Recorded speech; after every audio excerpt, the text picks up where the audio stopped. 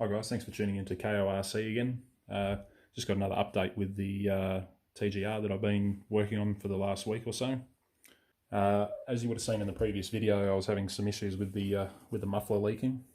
It looked like the previous owner had done a repair on it that had failed, and as you would have seen in the footage from before, there was quite a lot of smoke coming out of the back of the exhaust, as well as the exhaust outlet.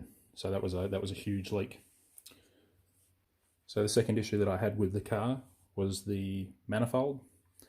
There was quite a bit of fuel leaking out from what I thought was the manifold gasket, and I'll just give you a quick rundown on what's happened with that as well.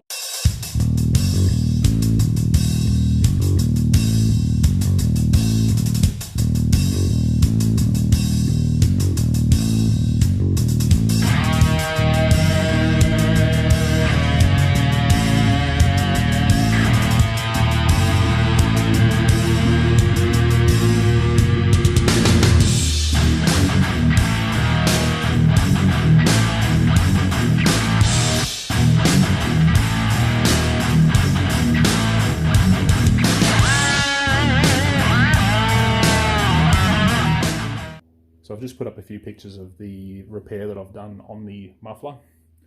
As you can see there, the backing plate, when I removed it, it had been repaired with something that looks like liquid nails, which is just, it's not oil resistant at all, so it was only a matter of time before it completely failed. You can also see there in those pictures, when I removed the backing warped. So I've had to block sand the backing plate flat to do the repair. It's a product called Plastic World.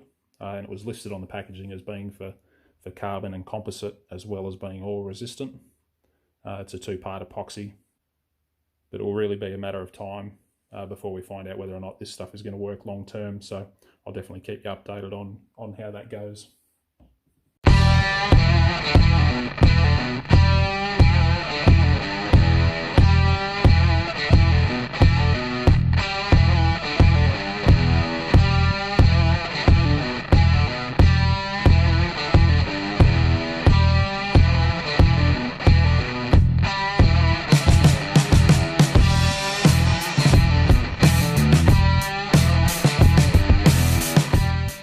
So on to the second issue. I've just put a few more pictures up there of the exhaust manifold. So as you can see here, this is a manifold that I have in my parts stash. And what had happened with the one that was fitted to the vehicle is that somebody has done up the manifold bolts too tight. And what that does is it actually pulls the flange in and it bends it. So as you saw in one of the pictures there was quite a bit of daylight underneath the middle of the manifold, which meant that it didn't matter what gasket was on there, it was always going to leak. So I've had to go ahead and block sand that flat as well, which you would have seen in the pictures. So we'll see if that does the job. Other thing that I've gone ahead and done while the car was apart is I've gone and changed out the servos for these Ozar C 10 kilo units. And I've used these before in a couple of my other cars. They're really good value for money servo, called aluminium steering set, which is compatible with the TB Evo model. I think it might be the original Evo or the Evo 2. And as you can see there, it finishes it off quite nicely as well.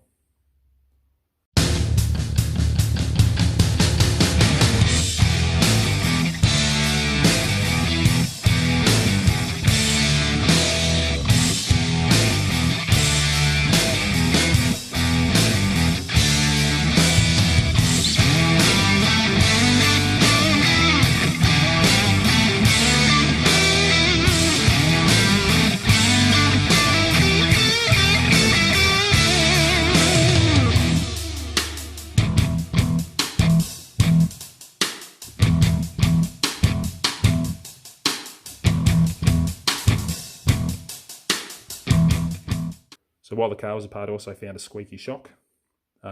So I've gone ahead and done a quick rebuild on all four of those using some new parts and also some other bits and pieces from my parts bin. So they're all good to go as well now. What I'll do now is I'll quickly get the car ready for another test fire, and hopefully this time it will run and it won't leak fuel all over the place.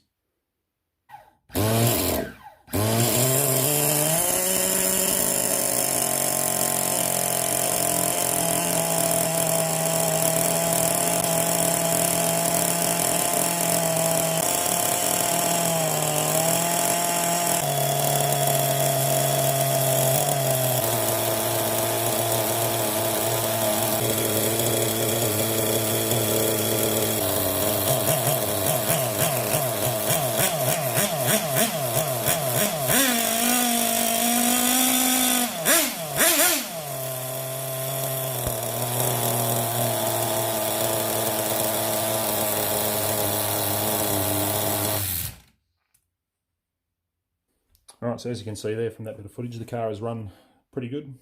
It doesn't appear that there are any leaks coming from the exhaust system anymore. So hopefully it should be smooth sailing from now on. So the next step now would be take the car to Wynnum RC Track and start doing a bit of tuning on the engine.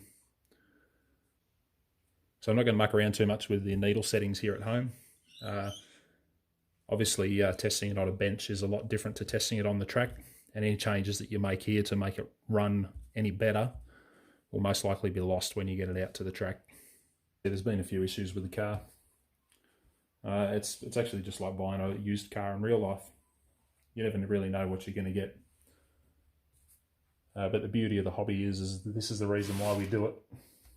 And if you want to buy used nitro cars, then sometimes you've got to take a risk. Sometimes it pays off, sometimes it doesn't. And some cars are worth the effort putting into restoring back to their former glory. And in my opinion, I think this car is definitely one of those. There is one other part that I would like to try and track down for this car. On the original version of the car, the rear damper stay, you got two options in the kit. You got this tall one, which is for mounting a touring car body to the chassis, but it also came with a lower profile damper mount that was basically missing the entire top section. The damper's actually connected in this bolt hole down here, and that was for body shells like the GT1 Toyota body. It'd be really nice to track one of those down, but I don't think we're going to have any luck. So that may be another fabrication that might need to take place, but you never know. We'll see how we go. What do you guys think of the car? I'd really love to hear from you in the comments below. If you've ever had one of these, ever dreamed to have one of these, as I did, looking through the Tamiya catalogue back in 2002, hoping and dreaming that one day I might get myself one of these. And I suppose the persistence has paid off. I'd like to thank you guys for all your tips and comments that have been coming through. There's a lot of people out there that have got a lot of knowledge on these cars, and it's really good to get some feedback from the guys that have been mucking around with these cars for a lot of years. As always, thanks for watching. Be sure to check out my other RC related videos. You can also check out KORC on Instagram.